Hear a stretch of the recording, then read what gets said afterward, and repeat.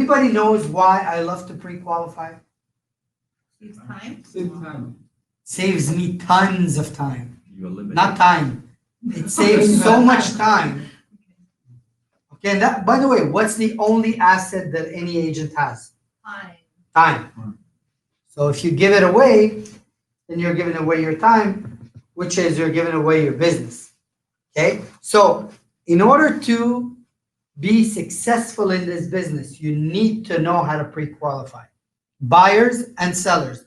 We were talking about that 30 seconds ago with Jimmy, and he told me that he's working with 2 buyers and he pre-qualified them 100%, brought them to the office, signed a contract. He already has 2 promised to purchase within what?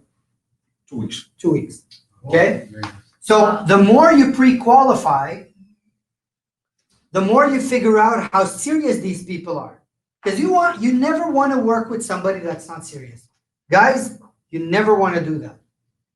Okay? Why? Because they will drag you along with them to go see houses. They'll drag you around to see properties. They'll tell you to come over to give them prices. I had a client of mine, well, not a client, but a friend of mine that called me once. She wanted me to evaluate 2 of her properties. She's going through a divorce.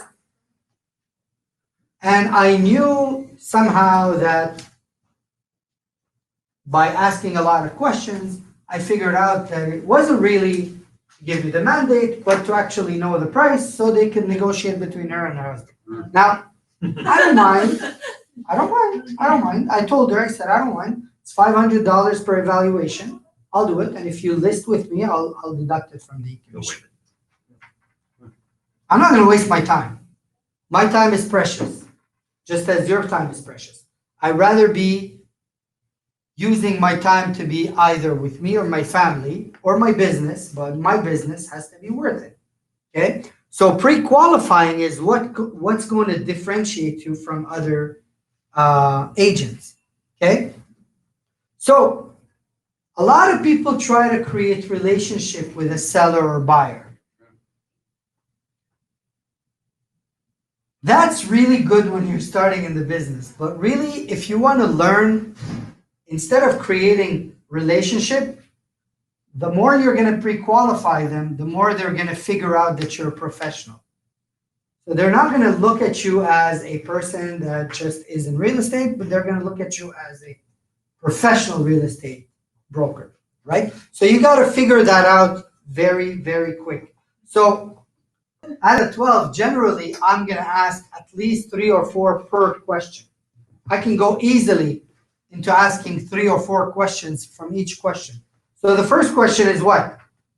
And confident that I can sell your property. Will you list with me? You're home with me when I come up at 6 p.m. tonight, right? So that's your first question. Which question do we ask first? Never this one. I guarantee you. You guys are scared of that question. Why? Which one are you planning The on first, interview? yeah. Are you planning on Because if we interviewing don't them? go or confirm an unpre-qualified appointment, then we have nothing to do. There's no business. Exactly. And you guys, we asked that first question in order to... Sorry. You're welcome. So the first question is simple. Mr. and Mrs. Seller, when I come out tonight at 6, are you planning to list your home with me, right? So if what I say makes sense and you feel comfortable and confident, now there's a reason why it's asked this way, okay? If you feel confident that I could sell your home, would you list it with me tonight at 6? Mm-hmm. Now, can you decide what kind of answer you're going to get? Look, guys, the only thing you can decide is what kind of question you can ask. The answer, you will never know what the real answer is. Now, in some cases, it's going to be maybe yes, maybe no, maybe, right? So now, why is it an important question? If it says no, you know that you don't go. That's it. Wrong, but that's good. It's a good thought. It's a great thought, but wrong. And I'll tell you why it's wrong. Why is it a very important question? I like them when they say no. And I'll tell you why. Because you put the idea in their mind that they need to sign after. Basically, you're telling them, I'm coming down here to sign a contract. Right?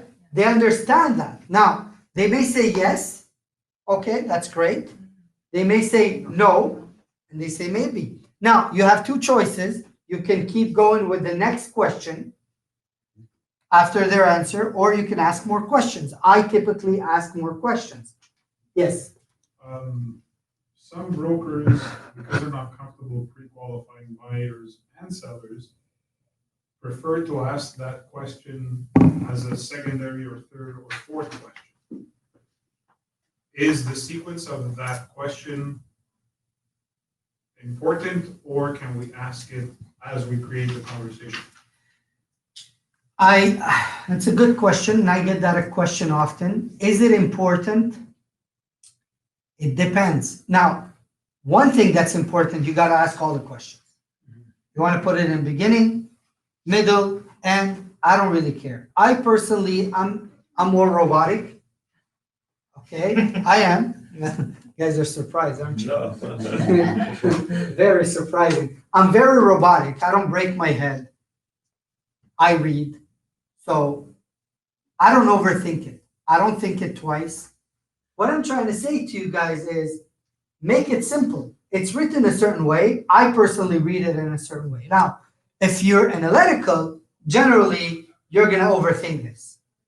Okay, you're going to say, oh, no, but when I ask this, I'm going to get this answer. What if I get A, B, C, D, E, or G, F answer? Guys, just ask the damn question. Okay, now, when they say no, Fred, very good point. A lot of people are shocked by the no. Actually, I like the no. And I ask, Why no?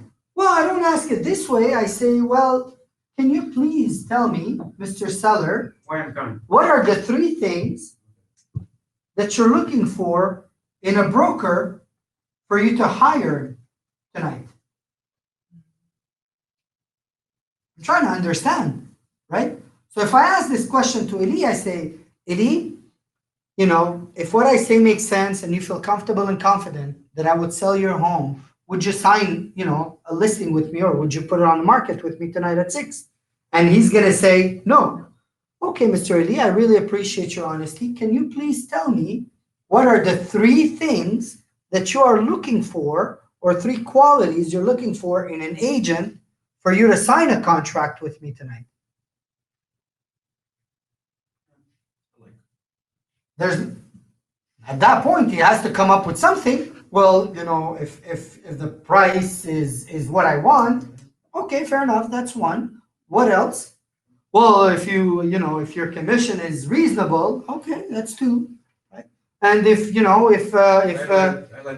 I like, what you have to say to me, okay, great. So if, let me understand correctly, Mr. Seller, if the price makes sense, and me and you, based on my marketing plan, you feel that I'm comfortably can sell your home and that my commission is reasonable, you are willing to sign a contract with me tonight, right?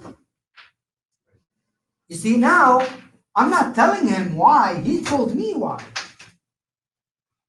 See, that's why I don't mind that answer being no. Because it gives you Or a maybe. ammunition to. Actually, I prefer to the yes, because the yes bothers me. Because you don't know why, yes. Unless I know the person and it's clear, why is it a yes?